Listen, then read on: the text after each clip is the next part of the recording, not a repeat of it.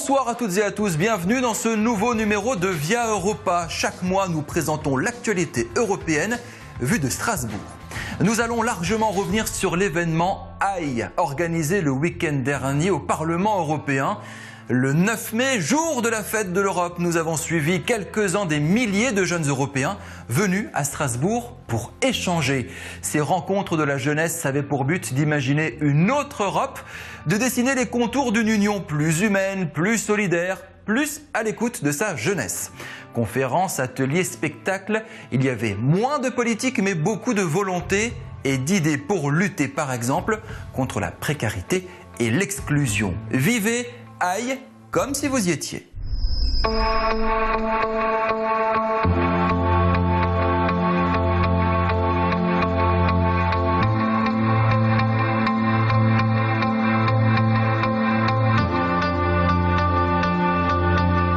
J'ai fait des études franco-allemandes et ça s'accorde bien avec le thème de la journée. Et voilà, on prend l'Europe, l'Union européenne et on a envie d'être là. C'est à quoi l'Europe servait à la base, c'est-à-dire unir les peuples, être pour la paix, etc. Et au final, c'est ça le plus important dans l'Europe. Et nous, on est là aussi peut-être pour rappeler ça.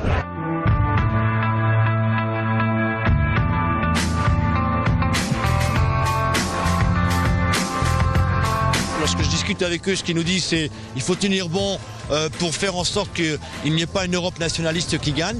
Il faut tenir bon pour, y compris, élargir l'Europe. Certains jeunes me l'ont demandé. Et il faut faire en sorte, effectivement, que ceux qui siégeront ici à partir du mois de juillet pensent aussi à faire une place à la jeunesse.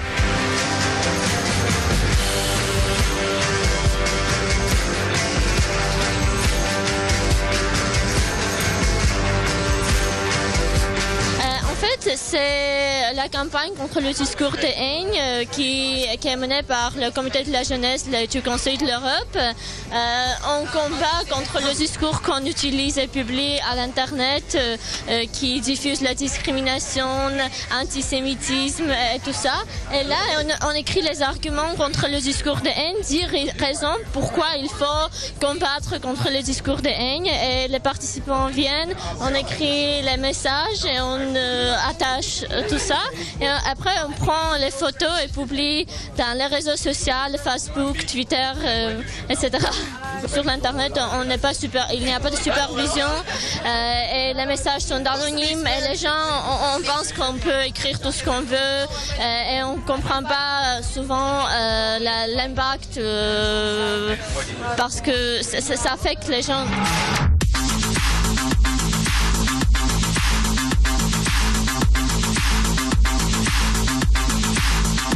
Il faut combattre l'exclusion sociale. Oui. On essaye de trouver les nouvelles solutions pour être plus inclusive dans la société. C'est pas juste pour les jeunes parce que c'est un problème européen. On a un grand problème avec son travail. Beaucoup de monde n'a pas de travail maintenant. Alors ça va compliquer les choses pour être exclusé.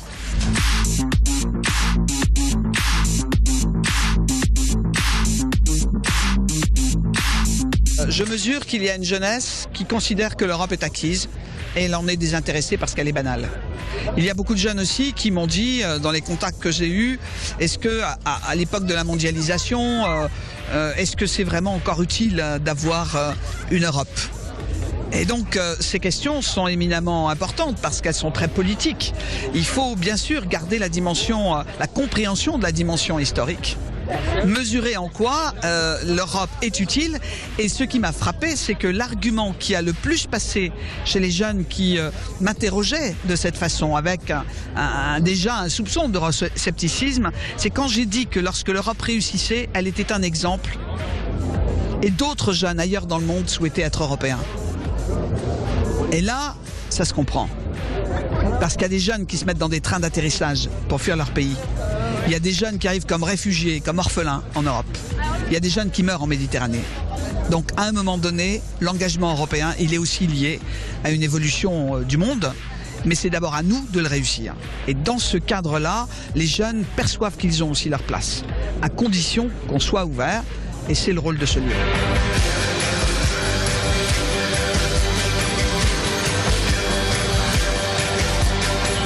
François Mitterrand disait le nationalisme c'est la guerre, que je partage totalement. Donc il faut faire en sorte que ce continent devienne un continent apaisé, où les gens soient heureux de se côtoyer, de vivre ensemble. Regardez les jeunes de tout pays qui aujourd'hui sont là, qui font connaissance, qui vont se faire des amitiés. Je ne voudrais pas que demain, cette Europe-là les oblige à prendre des fusils et à s'entretuer entre eux. Donc, mais aussi le fait que les eurosceptiques ne restent pas à la maison le 25 mai, qu'ils viennent voter, parce qu'il faut simplement leur dire une chose, c'est que le 26 mai, ils auront l'Europe qu'ils méritent. Et donc, il sera trop tard après pour se plaindre. Donc, qu'ils viennent voter massivement. Après, ils voteront à leur âme et conscience, évidemment, mais c'est bien le projet européen qui est aujourd'hui en débat, et c'est pas l'avenir de François Hollande.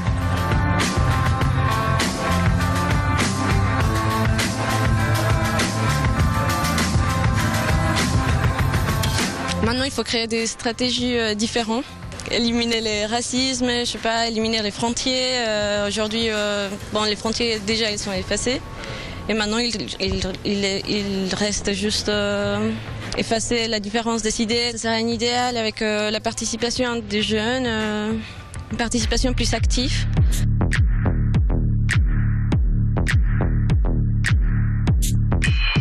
Ce cirque contemporain a beaucoup de messages à faire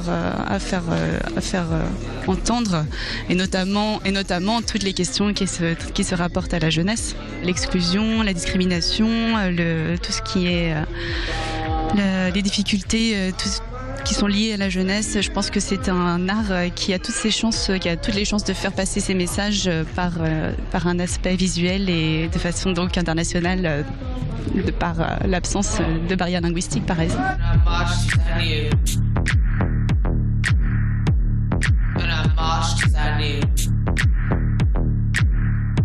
Les artistes, autant que toutes les autres catégories professionnelles, sont représentés dans cette catégorie de jeunesse en difficulté, avec des barrières dans tous les domaines pour l'accès à la vie indépendante. Et ils sont totalement à même de faire passer ce message par leurs prestations. Et voilà, je crois que c'est vraiment le cirque est un moyen de communication vraiment intéressant justement pour ces jeunes, pour faire passer leur message. L'Europe est un carrefour, et c'est volonté d'aller vers l'autre. Voilà, c'est quelque chose que l'Europe et le cirque partagent déjà. Voilà, je pense que ça se retrouve déjà un petit peu en Europe, mais on peut faire encore mieux peut-être. Voilà.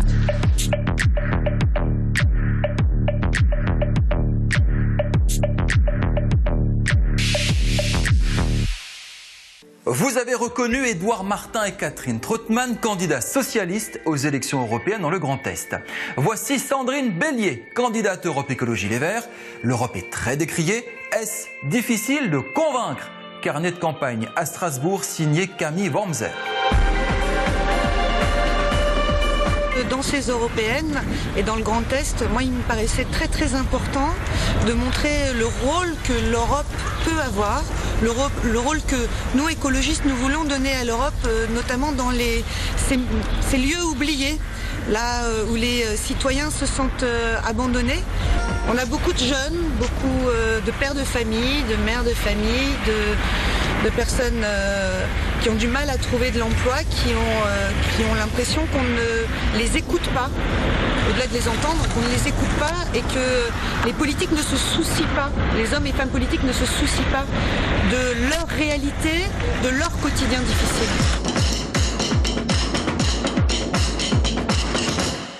Dans quelques jours, vous voterez pour choisir vos députés européens. Vous le savez, mais selon les sondages, vous n'en avez pas grand-chose à faire. L'abstention devrait battre des records. Comment ça se passe chez nos voisins allemands? Sont-ils plus europhiles? Voici quelques avis recueillis par Camille Wormser au Jardin des Deux Rives à Strasbourg.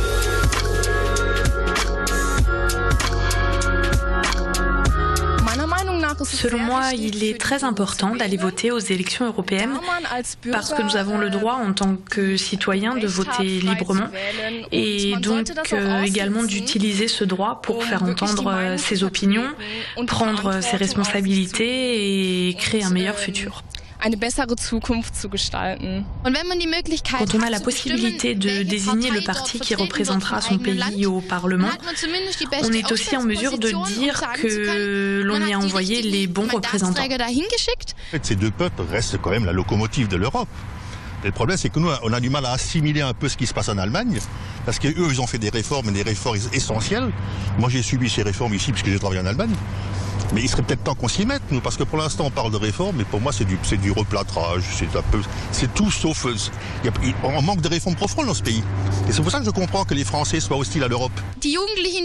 Les jeunes s'intéressent plus à ce qui se passe dans leur propre pays qu'aux décisions prises au niveau européen ou international. Je pense que le taux de participation des jeunes au vote sera bas, mais peut-être que les affiches électorales ont poussé plus de gens à aller voter que les années précédentes. Les élections européennes sont un thème très développé en ce moment. À la télévision, dans les journaux, sur Internet, 90% des Allemands s'intéressent aux élections et vont voter avec plaisir pour leur pays et pour toute l'Europe. Fin